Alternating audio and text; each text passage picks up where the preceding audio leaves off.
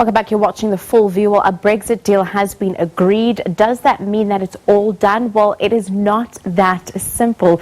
SABC's Holly Hudson joins us for more. Very good evening to you, Holly. It seems that a new deal has been reached, but now Boris Johnson has still to convince the UK Parliament. How close is he to that reality?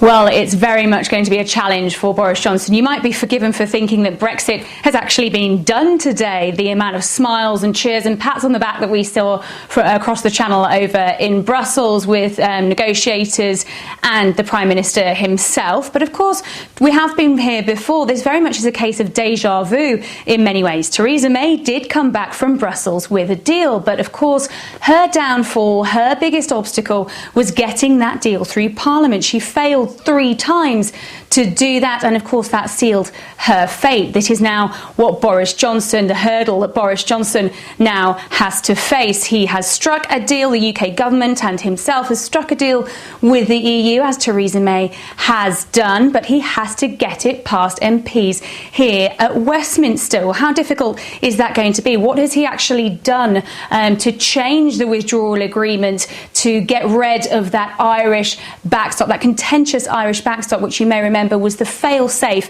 to avoid a hard border, to avoid checks between the island of Ireland in the EU and Northern Ireland in the UK. That has now gone, which he has been touting as remarkable, as a remarkable achievement. In its place, customs arrangements. Now, Michel Barnier, the EU's chief negotiator, says that there have been 4 key points, 4 squares, as he put it, that have been circled in relation to Northern Ireland. That's the bit, the key bit, the text that has changed from that original withdrawal agreement. And it all relates to customs arrangements, but are they enough to satisfy the DUP, the Democratic Unionist Party? Will it work politically, these changes that have been made? And the short answer to that currently is no. The consensus is that Boris Johnson doesn't have the numbers to get this deal through Parliament as it stands, mainly because the Democratic Unionist Party have indicated they will not back this agreement. So the battle may well have been won in Brussels, it seems, but the war's still very much raging here in the UK.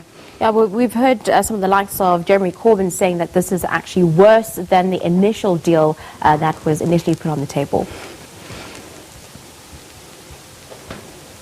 Yes, well, the government say that this is a triumph. They are signalling this as a remarkable achievement in the 85 days since Boris Johnson has come to power. Boris Johnson saying the anti-democratic backstop has been removed. This is a deal that does take back control. Now is the moment, he says, stood next to the EU Commission President Jean-Claude Juncker earlier, to take back control, to get Brexit done.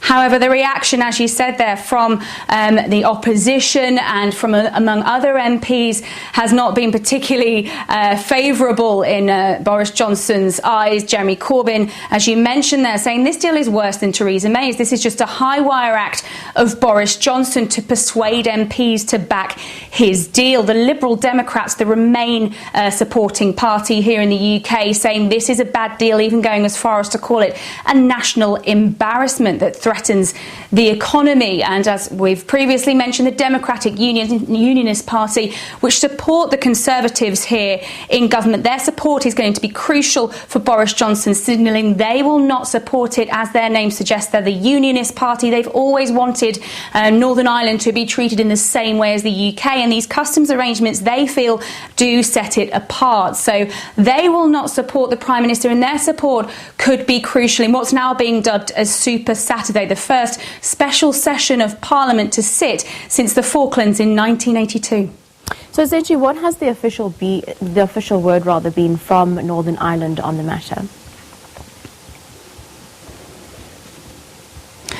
Well, the DUP released a statement this morning which dealt a blow to Boris Johnson's, or the optimism that we were sort of hearing from out of Brussels and from the government. And they said once that it was confirmed that a deal had been agreed, that they stand by that statement. They say that it undermines the integrity of the union. Now, these 4 key points, essentially, that the EU's chief negotiator Michel Barnier said, these squares that have been circled, essentially keep Northern Ireland in the UK's customs customs territory. So that means that they would be eligible for the same free trade deals that the UK could get outside of the EU. However, crucially, and this is a big but, the Northern Ireland will still be aligned with the EU in the single market on goods. So there are many rules and regulations that Northern Ireland will be aligned with the EU on, and the border essentially will now be in the sea. There won't be any checks at the border, which was what they did originally want to avoid, but there will essentially now be checks